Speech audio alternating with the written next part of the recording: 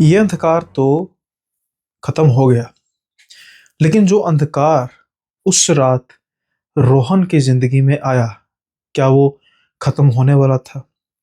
क्या उस अंधकार का कारण नेहा थी, अमन था, या वो साया जो इस अंधकार का जन्मदाता था? लेकिन क्या है ये अंधकार? अंधकार शुरू हो रही है series narrate by Sunil podcast पर, जिसका पहला एपिसोड है ब्लैकआउट वाली रात।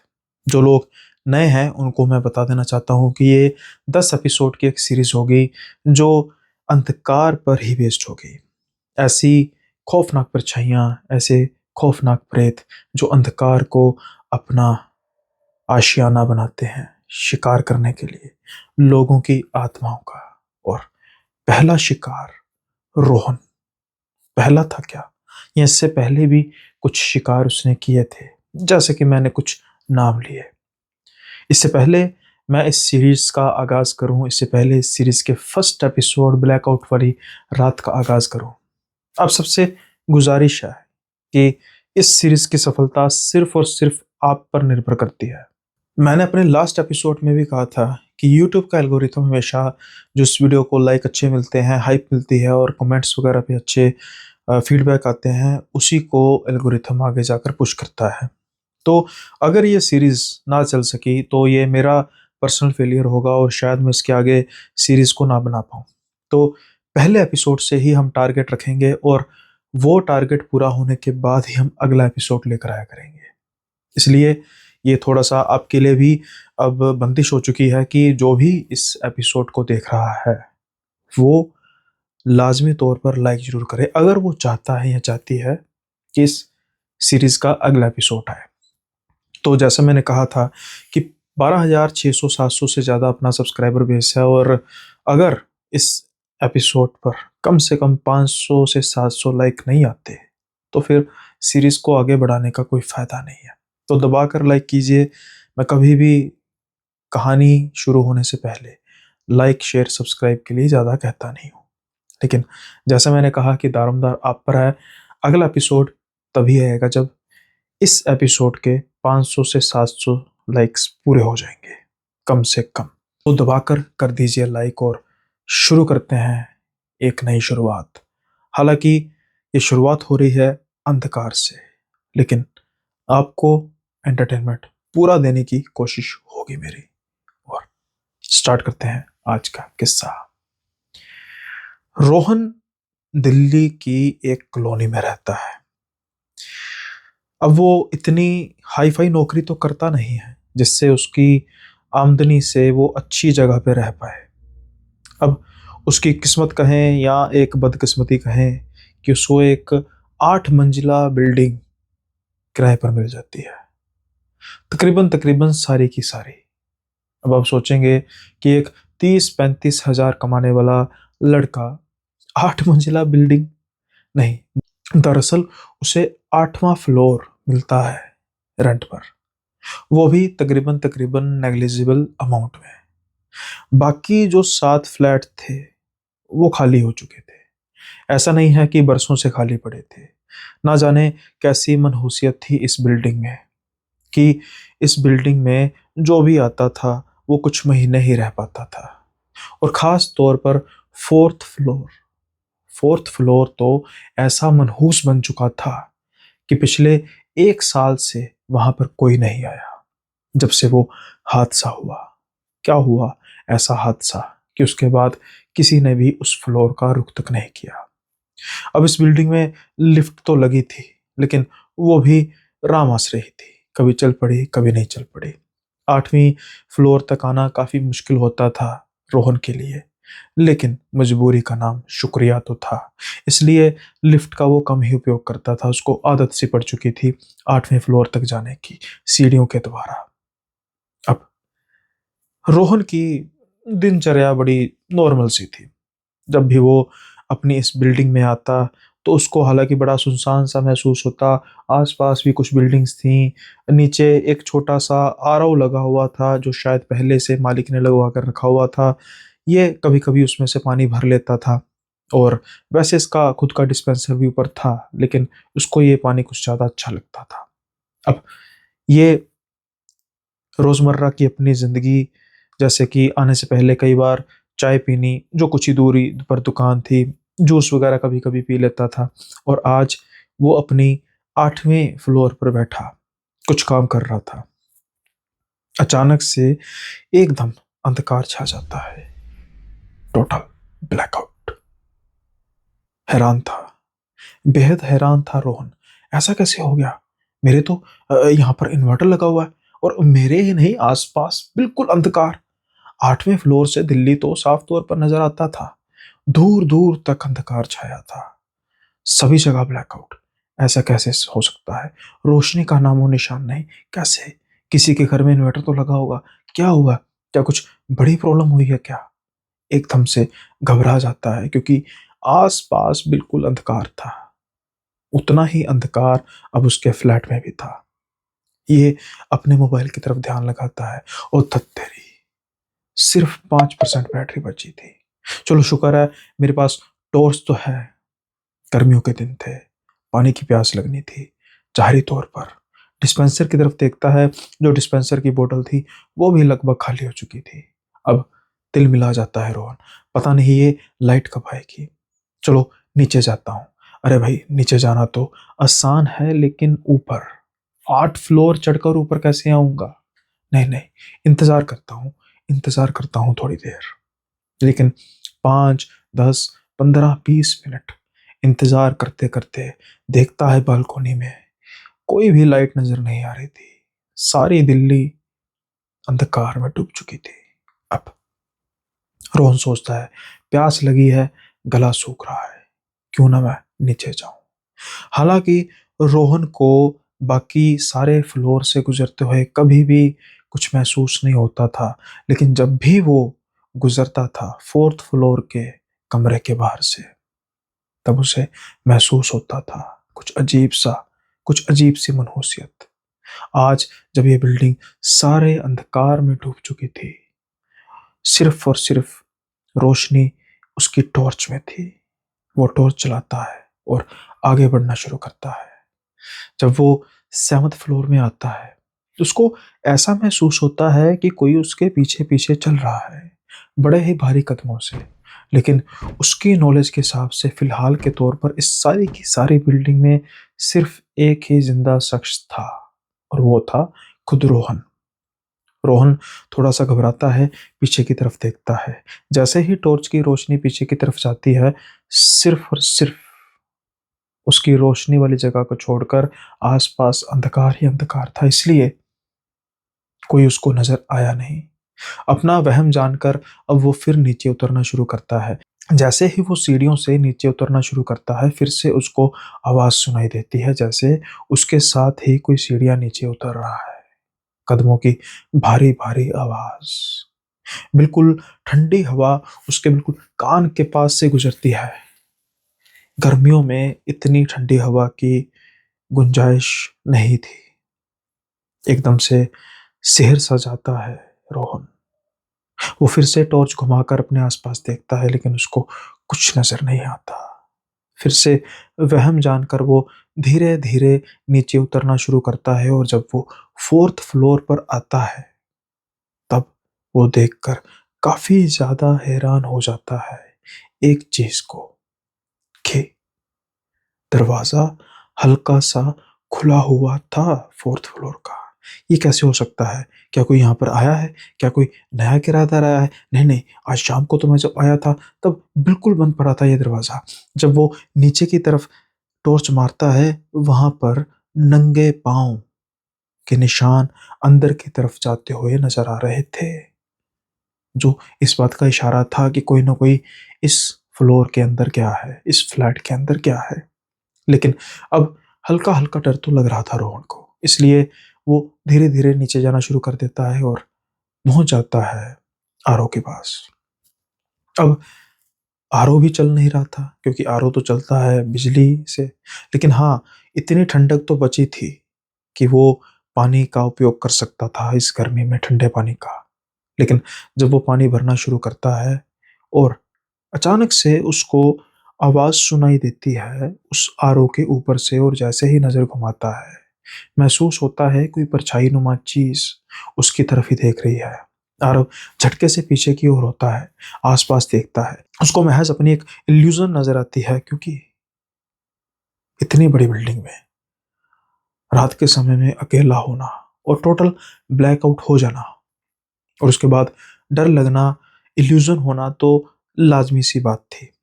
यही सोचकर रोहन अब बढ़ता है दोबारा से ऊपर की ओर।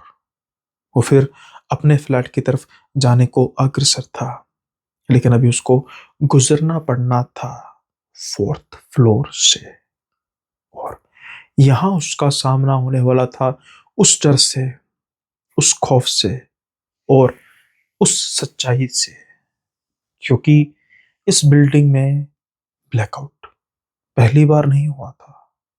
इससे पहले भी ब्लैकआउट हुआ था, और इस ब्लैकआउट की खास बात तो ये थी कि जब जब भी इस बिल्डिंग में ब्लैकआउट होता था तब तब एक मौत होती थी। लेकिन आज रोहन सिर्फ इस बिल्डिंग में था, तो क्या ये ब्लैकआउट वाली रात रोहन की आखिरी रात थी क्या? ये तो जवाब उसको 4th फ्लोर में जाने के बाद ही मिलना था। रोहन जैसे ही 4th फ्लोर के पास पहुंचता है, अब उसको दरवाजा बिल्कुल खुला हुआ नजर आता है, जो एक बड़ी ही अजीब सी बात थी, क्योंकि दरवाजा, जैसा मैंने कहा, शाम के समय में बिल्कुल बंद था। जब वो कुछ समय पहले यहां से गया था तो हल्का सा खुला था, अब ये दरवाजा पूरा कैसे खुल सकता है? यही सोचकर हिम्मत करता है रोहन और चले जाता है उस फ्लैट में। लेकिन जैसे ही उस फ्लैट के अंदर जाता है उसको कुछ याद आता है। उसको पता चला था कि ठीक 1 साल पहले यहाँ पर एक लड़की की मौत हुई थी, इसी दरवाजे के पास, और उसका कारण था कि वो अंधेरे से बहुत डरती थी। अचानक से लाइट चली गई, चीखें मारती हुई बाहर आई, शायद दरवाजे के पास आकर उसका पाँव स्लिप हो गया और वो बिल्कुल सर उसका टकराया दरवाजे की चंगाट से, और वहीं वो मर गई। ये तो वो चीज थी जो रोहन ने सुनी थी, लेकिन सच्चाई क्या थी ये तो अब पता लगने वाला था। और उसको बताने कौन वाला था? शायद वही लड़की। तो क्या जो अभी रोहन को अपने साथ साथ पाँव के कदमों के चलने के आवाज सुनाई दे रही थी, अपने पास किसी के होने का एहसास हो रहा था, क्या वो उसी लड़की का प्रेत था? नहीं, ये वो तो नहीं थी। तो फिर कौन था? ये सीरीज अंधकार ऐसी ही है। ये बिल्कुल एक अंधा कुआं है। राज दर राज, राज दर राज आपको पता लगेगा इस सीरीज में, इस एपिसोड में। जब अंदर जाता है रोहन, टॉर्च मारता है, तो उसको सिवाय दीवारों पर कुछ निशानों के कुछ नजर नहीं आता। लेकिन बिल्कुल पास से उसके एक आवाज आती है, मत जाओ मुझे छोड़कर। जैसे ही रोहन को ये आवाज सुनाई देती है, उसके सारे शरीर में कंपकपी सी छा जाती है। ये बिल्कुल बिल्कुल ही क्लियर आवाज थी। रोहन जल्दी से बाहर की ओर भागने की करता है, क्योंकि वो डर चुका है, और अचानक से उसको फर्श पर कुछ टूटी हुई चूड़ियों के टुकड़े दिखाई देते हैं, जैसे कि मानो कुछ ही सेकंड पहले टूटे हों। लेकिन जब वो इस फ्लोर में, इस फ्लैट में आया था, तब वहां पर ऐसा कुछ नहीं था। अब रोहन डर चुका था। फिर जब वो दीवार पर देखता है, उसे एक बहुत अजीब और खौफनाक चीज दिखाई देती है। लिखा था, चले जाओ यहां से। अभी रोहन कुछ सोच पाता, इससे पहले फिर से उसको आवाज आती है, मत जाओ यहां से। अब रोहन कंफ्यूज हो चुका था कि ये क्या है। एक तरफ मुझे इशारा किया जा रहा है कि चले जाओ यहां से, दूसरी तरफ मुझे ये सुनाई दे रहा है कि मत जाओ यहां से। रोहन अपने घुटनों के बल जा चुका था और कह रहा था, नेहा हनु तुम, Neha Neha please please please मुझे मत कुछ कहो। मैंने तुम्हारा क्या बिगाड़ा, मैं तो यहाँ पर सिर्फ रहता हूँ। मैं तुम्हें कोई नुकसान नहीं पहुंचा रहा। ये तो दरवाजा भी खुद ब खुद खुला था, मैं तो यहाँ से बाहर जाने की कर रहा हूँ। लेकिन अभी अपनी बातें पूरी कर पाता, किसी की रोने की आवाज आ रही थी। उसके कंधों पर कोई ऐसे बड़े ही दर्द से प्यार से हाथ रखता है और कहता है, मत जाओ यहाँ से। रोहन कहता है, नेहा, नेहा तुम हो ना? नेहा कहती है, हाँ मैं ही हूँ। तो तुम्हारी आत्मा आज भी यहाँ पर भटक रही है? हाँ, मेरी आत्मा आज भी यहाँ पर ही भटक रही है। मैं मैं बहुत अकेली हूँ। जब भी इस बिल्डिंग में अंधकार छाता है तो फिर मैं भटकने लग पड़ती हूँ यहाँ पर। मत जाओ यहाँ से। बड़ा अकेलापन महसूस करती हूँ यहाँ पर मैं। अब पूछता है रोहन कि तुम्हारी मौत नेहा, कई लोगों ने कहा है कि तुमने खुद को खत्म किया, कई लोगों ने कहा है कि तुम गिर पड़ी, क्या हुआ? अब नेहा उसको कुछ दिखाती है। इससे पहले वो कुछ और बात कर पाता, बिल्कुल सामने उसके एक चमकती हुई परछाई थी जो नेहा की आत्मा थी।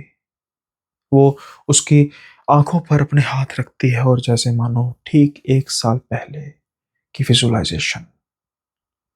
नेहा एक बड़ी इंट्रोवर्ट लड़की थी। वो कुछ ही समय पहले तो इस बिल्डिंग में आई थी। ज्यादा किसी से वो बात नहीं करती थी, इसलिए उसने रूम भी अकेले में लिया था। उसने रोशनी के सारे प्रबंध किए थे। इन्वर्टर था, रोशनी हर जगह थी, सेंसर्स लगे हुए थे, जहां से गुजरे खुद ब खुद लाइट चले जाए, क्योंकि उसको अंधकार से बहुत डर लगता था। अंधकार से एक तरह की एक बीमारी थी, फोबिया था उसको। इसलिए वो अंधेरे में तो बिल्कुल नहीं रह पाती थी। लेकिन उस रात जब अचानक से बिजली गई, अचानक से ब्लैकआउट हुआ, वो भागती है, डर के मारे भागती है, और जैसे ही दहलीज पर पहुंचती है उसका पांव स्लिप होता है, बिल्कुल तेज सर उसके टकराता है और वो उसी समय अपने प्राण खो देती है। लेकिन एक चीज नोट करता है रोहन, उसके गिरने का तरीका। उसके गिरने का तरीका ऐसा नहीं था कि मानो जैसे पांव स्लिप हुआ हो। ऐसा था कि मानो जैसे उसको साइड से किसी ने धक्का दिया हो। हल्की सी उसको परछाई नजर आती है।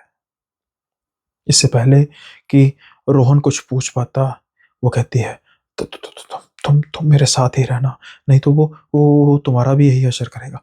कौन? जिसने मेरा असर किया? तो तुम्हारी तुम्हारी मर्डर तुम्हारा हुआ था ना? हाँ, लेकिन वो किसी इंसान ने नहीं किया।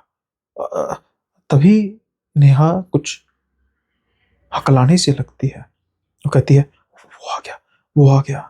तो ये कहते हैं कि कौन कौन? वही जिसने तुम्हें मारा? नहीं नहीं नहीं नहीं, वो जिसने इस दीवार पर लिखा है, चले जाओ। तो क्या तुम्हारे अलावा यहाँ पर कोई और भी है? वो कहती है, हाँ है और कोई। कौन? वही, उस रात एक मौत नहीं हुई थी, उस रात 2 मौतें हुई थी। 2 मौतें? दूसरा कौन था? दूसरा अमन। अब अमन कौन है? फिर से वो उसकी आंखों पर हाथ अपने रखती है और विजुअलाइजेशन। जैसे ही वो टकराती है उस दीवार से, उसकी एक बहुत ऊंची चीख निकलती है। सबसे पहले उसकी चीख को 5th फ्लोर पर रहने वाला अमन सुनता है और वो भागा भागा सीढ़ियों से नीचे उतर आता है। अचानक से उसका पांव स्लिप करता है और वो भी सीधा दीवार से टकराता है, और कुछ समय बाद उसकी लाश भी नेहा के पास पड़ी थी। लेकिन जब गौर से देखता है, महसूस करता है रोहन, तो वो ये पाता है कि सीढ़ियों के पीछे उसको किसी ने धक्का दिया था, वही काली परछाई। अब नेहा कहती है कि मैं तो तुम्हारा भला चाहती हूँ, और मैंने कभी किसी का बुरा नहीं चाहा, लेकिन अमन अमन बदल गया है। वो अब धीरे धीरे उस परछाई की आगोश में आ रहा है। धीरे धीरे वो भी बन जाएगा, उससे बचकर रहना। अब ये कहते हैं कि मैं कैसे बच सकता हूँ नेहा? मैं मुझे तो पता भी नहीं है और मैं तो इन सब चीज़ों को जानता नहीं। मैं तो क क कल ही ये खाली कर दूँगा बिल्डिंग। नेहा कहती है, "ये आज का अंधकार खत्म होगा तो कल बिल्डिंग खाली करोगे ना तुम? क्या आज की रात तुम ज़िंदा रह पाओगे?" अब रोहन रोने लग पड़ा था। उसकी आँखों में आँसू थे। वो दुहाई देने लग पड़ा था कि प्लीज़ नेहा मुझे बचा लो। नेहा कहती है कि बचने का एक ही रास्ता है। वो कहता है, "क्या?" नेहा कहती है कि इस ब्लैकआउट का एक बहुत गहरा राज है। ये ब्लैकआउट वैसे नहीं होता। तुम्हें क्या लगता है कि सारे शहर की लाइट चली गई है? नहीं, सिर्फ इस बिल्डिंग की लाइट गई है। और रोहन कहता है कि फिर मुझे सारा दिल्ली अंधकार में डूबा हुआ क्यों नजर आ रहा है? क्योंकि तुम्हें ऐसा दिखाया जा रहा है। तुम उसके माया जाल में फंस चुके हो। आज तुम्हारी मौत पक्की है, लेकिन फिर भी बचने का एक रास्ता है। हमें वो रास्ता नहीं मिल सका, लेकिन तुम्हें वो रास्ता मिलेगा मेरे जरिए। अगर हमें पता होता तो हम भी शायद उसे बंद करने की कोशिश करते हैं। किसे किसे बंद करने की कोशिश कर रहे हो? वही जो दफन है इस बिल्डिंग के अंदर। मैं समझा नहीं, तुम क्या कहने की कोशिश कर रही हो? एक राज था जिसकी वजह से इसी बिल्डिंग में ब्लैकआउट क्यों होता था। अब उस राज के बारे में इससे पहले नेहा कुछ कह पाती, एक जोरदार दर्द होती है रोहन के कंधों पर। नेहा नेहा की परछाई चिल्ला उठती है, क्योंकि अब उसको रोहन के ऊपर एक परछाई नजर आ रही थी और वो अमन की परछाई थी। वो बिल्कुल कानों के पास आकर बोलता है, "चले जा अपने फ्लैट में, नहीं तो अच्छा नहीं होगा।" रोहन अपने आप को रोकने की कोशिश करता है, लेकिन ना जाने कैसे इतनी शक्ति से, इतनी ताकत से अमन उसको खींच कर ऊपर लेके जा रहा था। नेहा को इस बात का पता था कि अगर रोहन ऊपर जाता है तो उसकी मौत भी पक्की हो गई। वो अमन की आत्मा को कह रही थी कि प्लीज, हमारी मुक्ति का यही रास्ता है। प्लीज, प्लीज इसको बता दो कैसे मुक्त होना है। अमन की परछाई नेहा की तरफ देखकर कहती है, "मुक्त होना कौन चाहता है? अब इस अंधकार में रहना अच्छा लगता है मुझे। ये अंधकार ही मेरा जीवन है अब। लेकिन शायद होनी को कुछ और ही मंजूर था, क्योंकि यहाँ पर अमन और नेहा ही नहीं थे। अमन अब इसको ऊपर लेकर जा रहा था, लेकिन जैसे ही 6th फ्लोर में पहुंचता है, तभी अमन को कोई पीछे से खींचता है। अमन की परछाई पीछे की तरफ गिरती है और ये एक छोटा सा बच्चा था। 2 साल पहले इस बच्चे की मौत भी एक ब्लैकआउट में हुई थी। जब 2 साल पहले इस बिल्डिंग में ब्लैकआउट हुआ था तो एक बच्चा मरा था, 3 साल का। आज उसकी आत्मा इसी बिल्डिंग में घूमती है, शरारती, नादान, लेकिन मासूम। शायद उसको भी मुक्ति की कीमत पता लग चुकी थी और अमन के मंसूबों को वो कामयाब नहीं होने दे सकता था। इसलिए वो अमन को रोकता है। नेहा जब उस बच्चे को देखती है, उसका शुक्रिया अदा करती है, लेकिन जिस परछाई ने नेहा का खून किया, जिस परछाई ने अमन को सीढ़ियों से फेंका और जिस परछाई ने छोटे से बच्चे का लिहाज नहीं किया, क्या वो रोहन को जिंदा रहने देती? रोहन जल्दी से ऊपर की ओर भागता है और बिल्कुल सामने जब देखता है, मानो जैसे सीढ़ियों से गिरते गिरते रह जाता है, क्योंकि सामने उसकी एक बहुत बड़ी परछाई थी और ये परछाई बिल्कुल भी सही मूड में नहीं लग रही थी। लाल आंखें, मानो जैसे रोहन को खत्म कर देना चाहती हो। रोहन अब थर-थर कांपे जा रहा था। वो फिर भाग के नीचे 4th फ्लोर में चले जाता है, क्योंकि वहां पर तकरीबन उसको कुछ समय तक ठीक महसूस हो रहा था। अब अमन अब रोहन किसी कोने में जाकर दुबक कर बैठ जाता है, मानो वो हार मान चुका था। आज से ठीक कुछ घंटे पहले उसकी जिंदगी बड़ी सुहानी थी। वो अपने जॉब में बिल्कुल व्यस्त था, रात को अपना काम करता, खाता-पीता, सोता और अगले दिन उठ के फिर अपने काम पे चला जाता। लेकिन आज उसकी ज़िंदगी बदल चुकी थी। आज वो इन परछाइयों के आघोष में समा चुका था, उनके मायाजाल में जा चुका था। कुछ समय बाद उसी कमरे में ऐसा महसूस होता है कि जैसे कोई अपने नाखूनों से दीवार को खुरच रहा है। किसी के हँसने की आवाज़ आ रही है। लगातार कोई हँसे जा रहा है। अब अमन दीवार की ओर टॉर्च मारता है, जहाँ पर उसको उन नाखूनों के खुरचने की आवाज़ आ रही थी। और वहाँ पर दीवार पर बड़े-बड़े अक्षरों में लिखा था, मौत, मौत का सामना कर।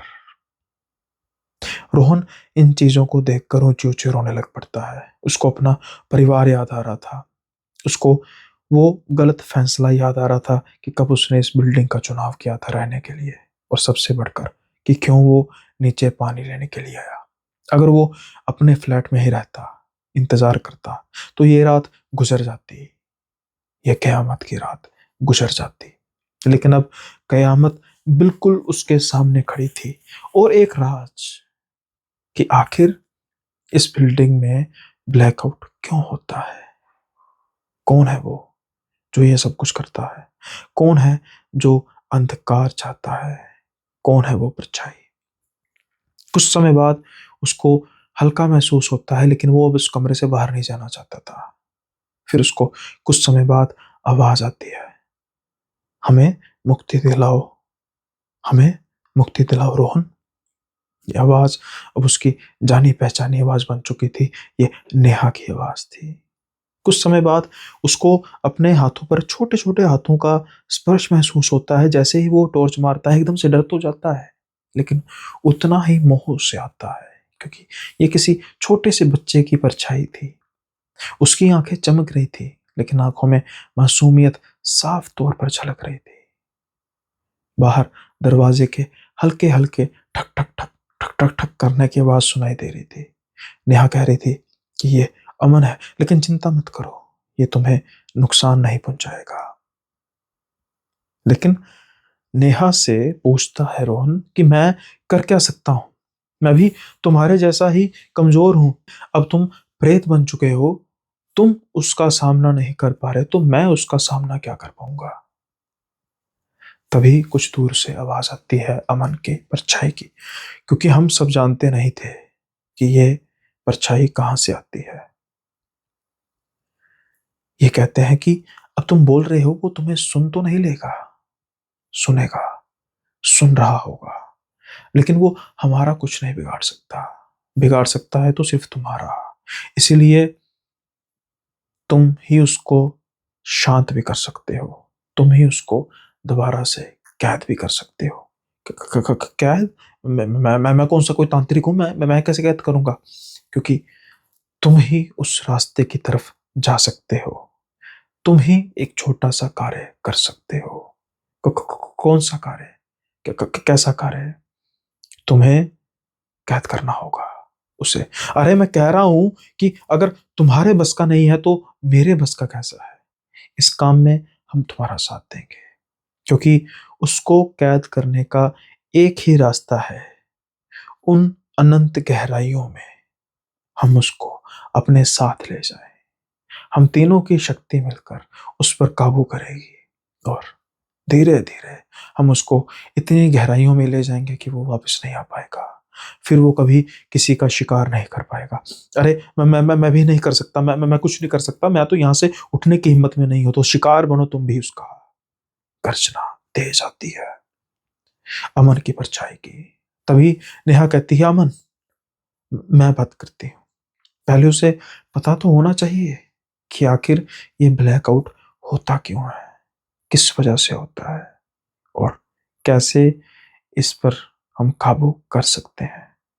हम तीनों तो नहीं बच पाए, लेकिन कम से कम रोहन बच पाएगा, और आने वाली जनरेशन जो भी यहाँ पर रहेगी, उनको भी बचा पाएगा।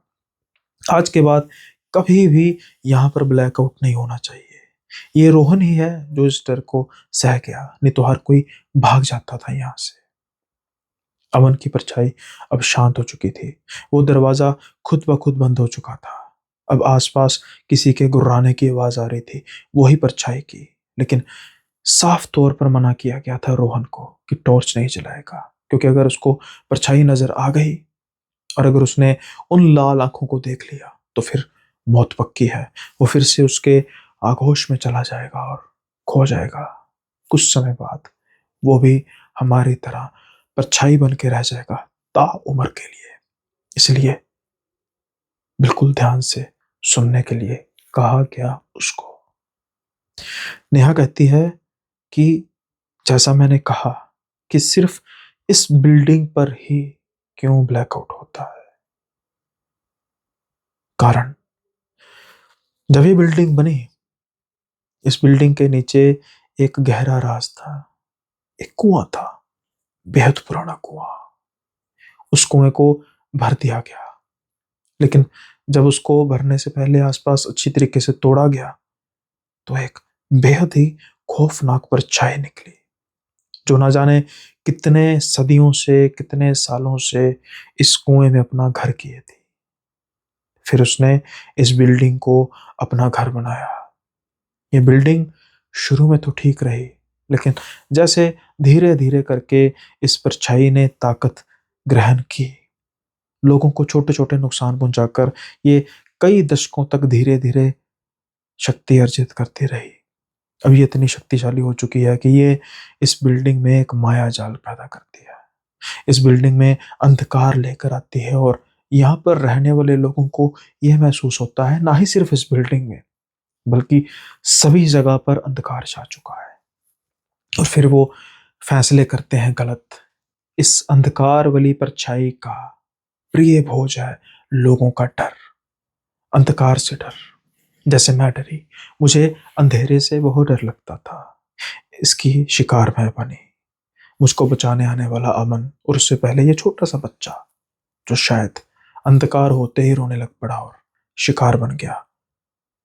लेकिन जब अंधकार इस बार हुआ, तुम डरे नहीं।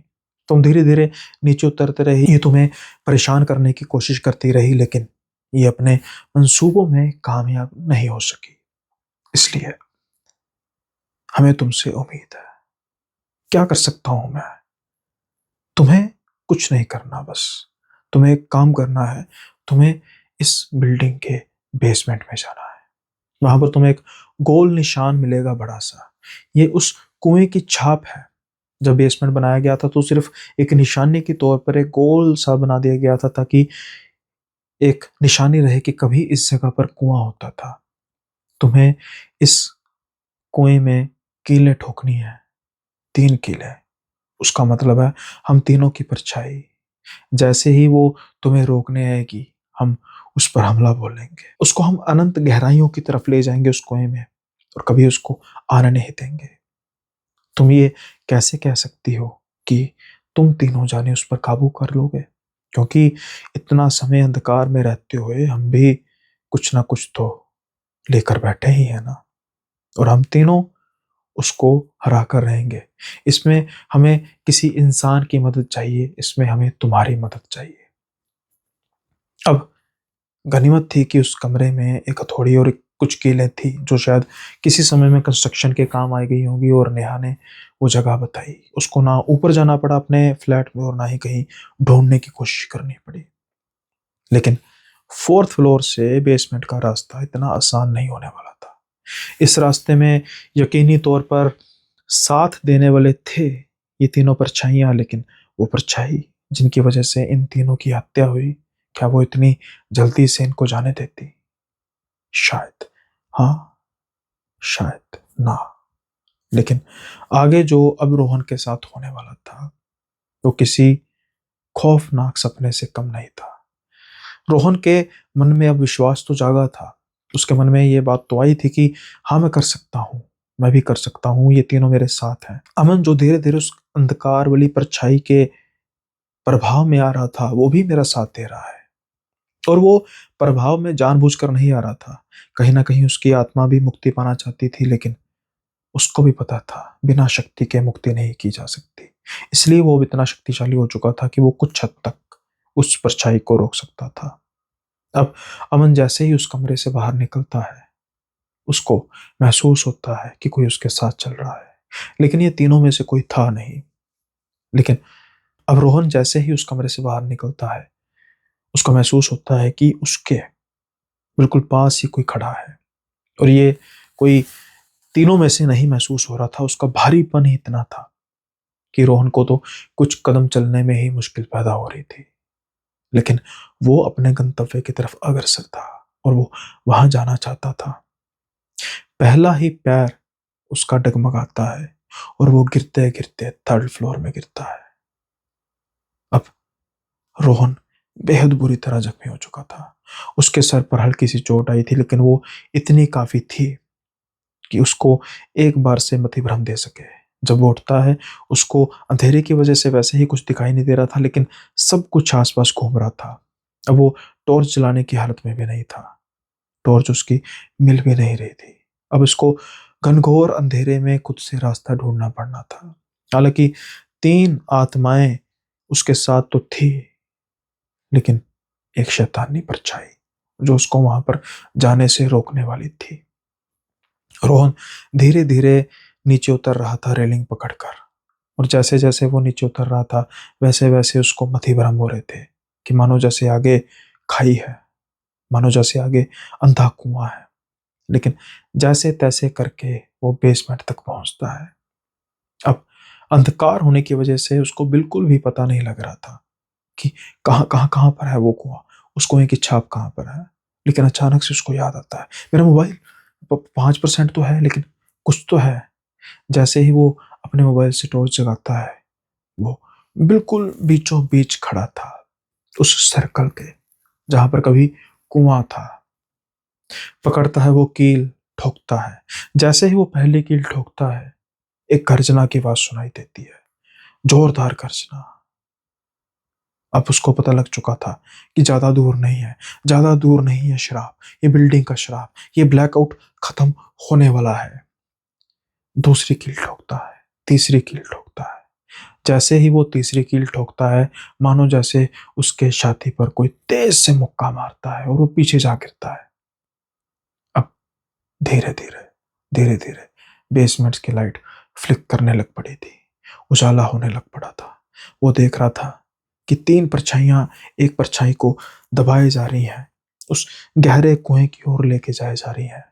चीखों की आवाज साफ तौर पर सुनाई दे रही थी।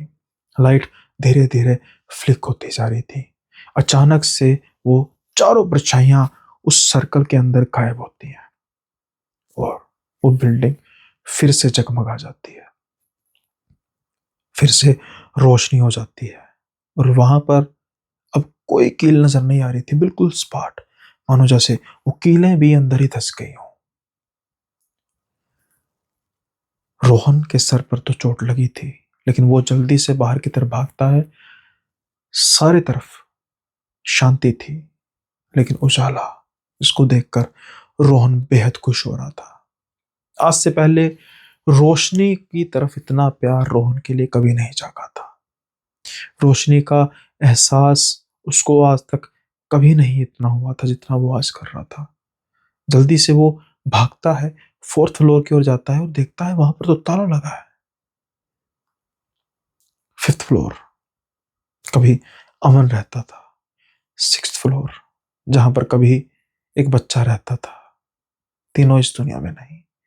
एट्थ फ्लोर, वो देखता है सब कुछ पहले जैसा तो था, क्या ये एक सपना था? नहीं नहीं नहीं, जो कुछ हुआ है इसको सपना तो नहीं कहा जा सकता। तो फिर क्या, इस बिल्डिंग पे जो श्राप था, सच में कुछ ऐसा था, या फिर मेरा मति भ्रम था?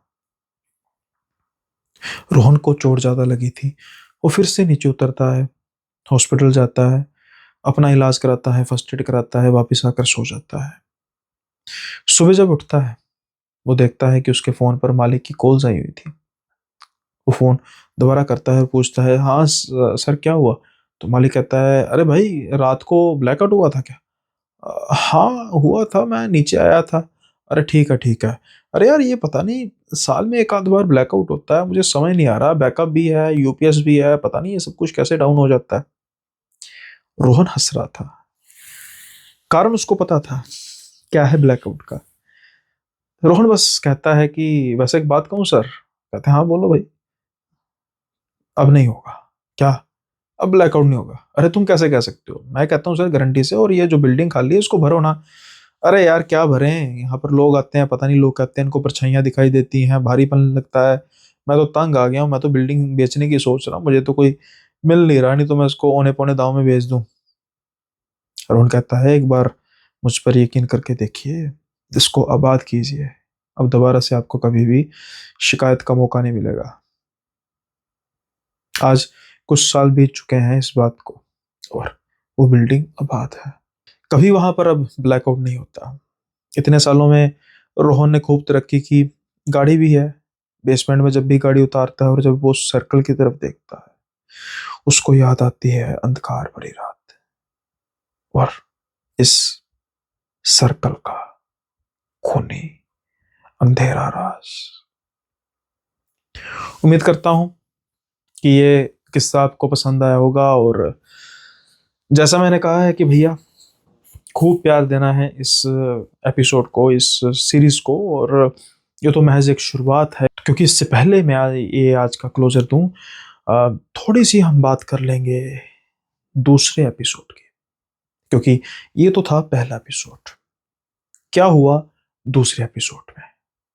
दूसरे एपिसोड का शीर्षक क्या है और क्या होगा इस एपिसोड में? एक बिल्डिंग जो आज के एपिसोड का एक सेंट्रल पॉइंट था, और हमारा किरदार रोहन जिसने इस ब्लैकआउट को खत्म किया।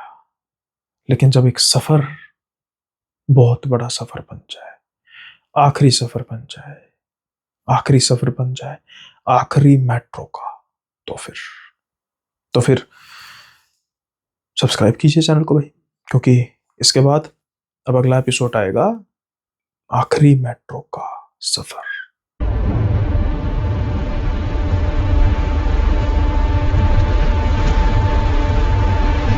और यकीन मानिए यह सफर बेहद खौफनाक होने वाला है।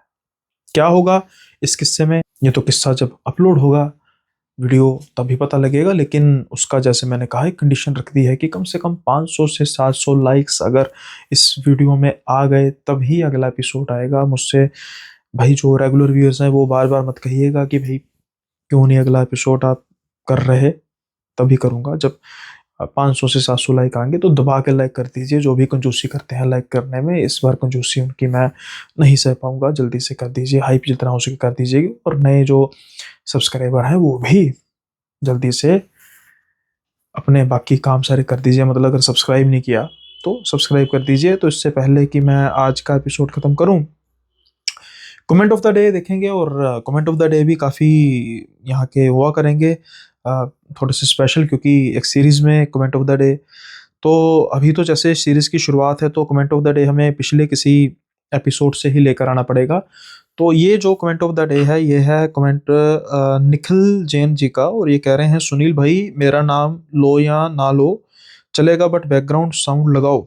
अक्षय वशिष्ठ के वीडियो में है जैसे उसके स्टोरी से अच्छी स्टोरी है, भले टाइम लेकर बनाओ पर वैसे ही बनाओ, कम आपका कंटेंट कम से कम 100K फॉलोइंग वाला है। निखिल जैन जी बहुत बहुत आपका धन्यवाद। और देखिए मैं दो चीज़ों में विश्वास करता हूँ निखिल भाई।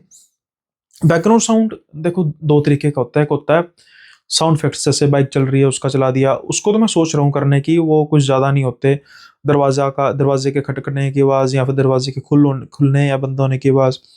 बैकग्राउंड म्यूजिक मेरा वैसा होता है लेकिन वो स्टैटिक होता है, यानी कि एक ही तरह का होता है, उसको भी मैं चेंज करने का करता हूँ, लेकिन अभी उतना मुझे क्रिएटिविटी आती नहीं है। ये बेसिकली एडिटर्स का काम होता है और अभी उतने रिसोर्सेज नहीं है कि मैं एडिटर्स को फंड कर पाऊँ, इसलिए ये अभी पॉसिबल नहीं है। और जहाँ तक रही अक्षय वशिष्ठ की बात, देखो भाई उनके दो चैनल है, एक चैनल पे आई थिंक 5 लाख से ज़्यादा सब्सक्राइबर्स हैं, दूसरे चैनल पर उनके 2 लाख से ज़्यादा सब्सक्राइबर्स हैं, और उनका मोटा मोटा महीने का 20 कंटेंट आते हैं, 20 वीडियोस अपलोड होते हैं, और इनकम उनकी बहुत ज़्यादा है। और वो अपनी इनकम का 2% भी या 3% भी अगर लगा देंगे तो इतना हो जाता है कि वो बड़े अच्छे से 20 के 20 वीडियो को अच्छे तरीके से पब्लिश कर सकें। मेरी उतनी ऑडियंस भी नहीं है और मेरा उतना इनकम भी नहीं है। तो मेरा आपको पता कंटेंट भी 30 होते हैं, तो मैं फिर इतनी नहीं कर सकता। और जहाँ तक मैं ये समझता हूँ कि ये बैकग्राउंड म्यूज़िक वगैरह से ज़्यादा जो बिल्कुल चलती है, नॉर्मल वीडियो चलती है, लोग उसको ज़्यादा पसंद कर रहे हैं एटलीस्ट मेरे चैनल पर। क्योंकि जितनी बार भी एक आधी बार मैंने कुछ किया था तो मुझे बड़े कमेंट्स आए थे कि नहीं, क्योंकि ज़्यादातर लोग जो सुनते हैं मुझे वो सोने से पहले सुनते हैं, तो उनको किसी तरीके की डिस्टर्बेंस पसंद नहीं आती, दैट्स वाई। अब क्या है ना कि भाई मान लीजिए कि 12,000 सब्सक्राइबर्स में से मेरे 3,000 सब्सक्राइबर ऐसे हैं जो हर रोज़ सुनते हैं और उनको इसी तरीके से सुनना पसंद है, मैं उनको नाराज़ नहीं कर सकता नए सब्सक्राइबर्स को अट्रैक्ट करने के लिए। परमात्मा की इच्छा हुई तो धीरे-धीरे सब्सक्राइबर्स बढ़ जाएँगे और काम चलता रहेगा, लेकिन मैं अपने उन सब्सक्राइबर्स को नाराज़ नहीं कर सकता जिनकी जो जो इस मेरी कला की वजह से, इस स्टाइल की वजह से मुझे सब्सक्राइब कर चुके हैं। मुझे नए सब्सक्राइबर्स से ज़्यादा उन सब्सक्राइबर्स की चिंता है, दैट्स व्हाई मैं कम ज़िंदगी में ग्रो करूँ चलेगा, लेकिन जेन्युइनली ग्रो करना चाहता हूँ। मैंने बहुत बार कहा है कि भाई मुझे सच में डीएम आते हैं और भाई आपका चैनल तो मिलियंस डिज़र्व करता है, लेकिन हम देखते हैं कुछ चैनल्स अभी-अभी कहीं 2 महीने पहले ही आए हैं, 1 महीने पहले आए हैं, तो वो मतलब ऐसे ही बढ़ गए हैं। मैंने आपको एक एग्ज़ाम्पल भी दी थी शायद कि एक बंदा आया था मेरे पास, उसने मुझे मेल की थी कि सुनील भाई, मैंने कई लोगों को मेल की है, मैं आपके पॉडकास्ट पर आना चाहता हूँ और प्लीज़ आप मुझे अपने पॉडकास्ट पर लेकर आइए। तो तब मेरे थे कुछ 7,000 के आस-पास सब्सक्राइबर्स। तो मैंने कहा कि भाई आ जाओ। और जब उससे फ़ोन पर बात हुई तो उसने बड़ा किया कि भाई सिर्फ़ आपने ही रिप्लाई किया और कोई मुझे रिप्लाई नहीं करता। मेरा भी चैनल है, उसके 1,000 सब्सक्राइबर हैं, मैं भी पॉडकास्टर बनना चाहता हूँ। मैंने उसके चैनल पे देखे 3-4 पॉडकास्ट डले थे, तो मैं हमेशा सिर्फ़ एक देखता हूँ कि बंदा कितना डिसिप्लिन्ड है और कितना सिंसियर है। तो मैंने कहा कि ठीक है भाई, आप आ जाना मेरे चैनल पर एज़ अ गेस्ट। अब वो एज़ अ गेस्ट आया, उसका पॉडकास्ट किया, ठीक था पॉडकास्ट, कोई ऐसी बात नहीं थी। लेकिन उसके बाद क्या हुआ कि मैंने उसके ना चैनल पर देखा कि अचानक से 2-4 दिन बाद अ, 2,500 सब्सक्राइबर। मैं पहले बड़ा खुश हुआ, मैं कहा यार बड़ी अच्छी बात है। लेकिन जब मैंने एनालाइज़ किया उसकी वीडियो को, उसकी वीडियो पर व्यूज़ तो अच्छे थे लेकिन कमेंट्स बहुत कम थे और लाइक्स बहुत कम थे। ये निशानी होती है जब किसी वीडियो को प्रमोट किया जाता है, कि उसके लाइक्स बहुत कम होते हैं। लेट्स से 1 लाख व्यू गए हैं, लाइक कितने, ज़्यादा से ज़्यादा 1,000, और कमेंट्स कितने हैं, 20-25। ऐसा नहीं होता भाई, लाख मेरे 2-3 हज़ार व्यूज़ वीडियोज़ उस पर व्यूज़ पर 70-80 कमेंट चले जाते हैं, 150-200 लाइक चला जाता है, समझ रहे हो ना आप? तो फिलहाल मैंने सोचा लो ठीक है कोई बात नहीं। तो मैंने 20-25 दिन बाद ना देखा उसके 9,000 सब्सक्राइबर हो गए हैं, और मैंने ना वैसे उसको फ़ोन किया कि चलो भाई एक और पॉडकास्ट करते हैं और चलो कांग्रेचुलेशंस, आपके 10,000 सब्सक्राइबर होने वाले हैं। तो उसने बड़ा एटीट्यूड में कहा 12,000। मैं कहा चलो अच्छी बात है भाई 12,000। तो भाई देखता हूँ मैं, टाइम लगता तो आऊँगा। मैं कहा ठीक है भाई। पहले तो कह रहे थे कि भाई मुझे बस अपने चैनल पे बुला लो। मैंने फिर क्या, ठीक है भाई। अब मैंने उसका चैनल एनालाइज़ करना शुरू किया तो भाई सारा ही प्रमोट किया हुआ था, मुझे तो पता लग गया था। मैंने भाई से बात की, दूसरे अपने जो कोलीग हैं, मैंने कहा यार सिस्टम ना ये खराब कर रहा है, ये चैनल सोच रहा है कि मैं ऐसे ही करूँगा, ऐसे करूँगा, इसका चैनल हो जाएगा ऐसे ही। कहता है भाई ठीक है। अब ना मैं देख रहा हूँ उसके 15,000, 20,000, 25,000, 30,000 सब्सक्राइबर हो रहे हैं। इस बीच में मैंने उसको 3-4 बार बोला कि चलो भाई करते हैं पॉडकास्ट। एक बार मैं जब उसके साथ बिल्कुल फाइनलाइज़ हुआ था, मैं दिल्ली में था, तो उसने मुझे कहा कि भाई मैं 12 बजे तक आपके पास आ जाऊँगा, और मैंने कहा ठीक है। 12 बजे फ़ोन किया, कहता बस मैं चलने लगा हूँ। 1 बज गए, 2 बज गए, कोई उसका रिस्पॉन्स नहीं। बाद में मैंने मैसेज किया, मैसेज का कोई रिस्पॉन्स नहीं आया, फ़ोन उसने कट कर दिया। बाद में देखा मुझे ब्लॉक कर दिया व्हाट्सएप पे। मैंने कहा भाई ठीक है। अब अब वो अ, मैंने अपने जो कुलीग है भाई उसके, मैंने कहा यार इसका व्हाट्सएप ओपन करना यार, उस पे उसकी डीपी शो कर रही थी, मेरे पे नहीं करनी थी, यानी ब्लॉक कर दिया। मैंने कहा ठीक है भाई कोई बात नहीं। उसके बाद उसके चैनल पर अब 50,000 के आस-पास सब्सक्राइबर हैं, तब वो बिल्कुल हवा में उड़ रहा था। जो भी उसके मतलब प्रमोटेड व्यूज़ आ रहे थे, अब उसके चैनल पर 50,000 सब्सक्राइबर होने के बाद 500-600 व्यूज़ आते हैं, और समहाउ वो कर रहा है कि सुनील, मतलब थर्ड पर्सन से मुझे कहलवा रहा है कि सुनील भाई को बोले जी भाई मैं तब ये मुझे ज़रूरी काम पड़ गया था, ऐसे कर गया था। मैं भाई जो बंदा टाइम की, किसी की टाइम की परवाह नहीं करता, मुझे कोई नहीं है भाई, आपका चैनल है जो मर्ज़ी करो। लेकिन भाई आपने मेरे 4-5 घंटे वेस्ट किए उस दिन और मुझे बताया तक नहीं कि मैं नहीं आ सकता। किसी को भी कोई इमरजेंसी हो सकती है, कोई बात नहीं होती। और एटीट्यूड, मैं ये कहना चाहता था, ये सिर्फ मेरे उन व्यूअर्स के लिए जो मेरे साथ अटैचमेंट है जिनकी, बाकी तो जिनकी उन्होंने स्टोरी सुननी थी मुझे पता है आप चले गए होंगे। कहने का मतलब है कि जो कंसर्न शो करते हैं ना कि भाई आपके सब्सक्राइबर बहुत कम हैं, हम देख रहे हैं कि फलाने बंदे ने तो अभी कुछ समय पहले चैनल अपना ओपन किया था, उसके इतने हजार सब्सक्राइबर, इतने लाख सब्सक्राइबर हो गए, उसके व्यू पर इतने लाख व्यू आते हैं, ऑल इज प्रमोटेड, इतना तो मुझे पता है और मैंने देखा भी है, मतलब अपने तरीके से एनालाइज किया हुआ। मुझे बड़ी खुशी है कि जितने भी साथ मेरे लोग जुड़े, सारे जन जुड़े और ऐसे ही धीरे धीरे करके जुड़ते रहे। कोई बात नहीं, कई बार बुरा तो लगता है कि सब्सक्राइबर बहुत कम ऐड हो रहे हैं, लेकिन उम्मीद है किसी दिन बूस्ट करेगा चैनल, और जब करेगा तब फिर देखते देखते ये भी उड़ जाएगा चैनल ऊपर की तरफ, है ना। 25, 30, 35, 40, 50, 100, हजार, यानी कि 10 अपना 100K यानी। तो अ, निखिल जैन भाई, अ, आपकी मुंह में घी शक्कर कि 100K का जल्दी ही मार्का टच करें, लेकिन उसकी एवज में मैं किसी को, अपने जो कोर व्यूअर्स हैं उनको नाराज नहीं कर सकता। सो ये सिलसिला ऐसे ही चलता रहेगा। That was the comment of the day. और जल्दी से आप भी कमेंट्स जल्दी से इस सीरीज में भी कीजिए, और इस सीरीज का खास कमेंट ऑफ द डे भी हम अनाउंस किया करेंगे और देखा करेंगे कि भाई क्या क्या लोगों का मानना है, क्या क्या लोगों का के विचार है। तो आज का एपिसोड यहीं पे समाप्त करते हैं। उससे पहले जरूर आप फीडबैक दीजिएगा इस एपिसोड का, और अगला एपिसोड 500 लाइक के बाद ही। सो खत्म करते हैं आज का एपिसोड। जल्दी मिलेंगे नई वीडियो में, तब तक के लिए बाय बाय, अपना ख्याल रखिएगा।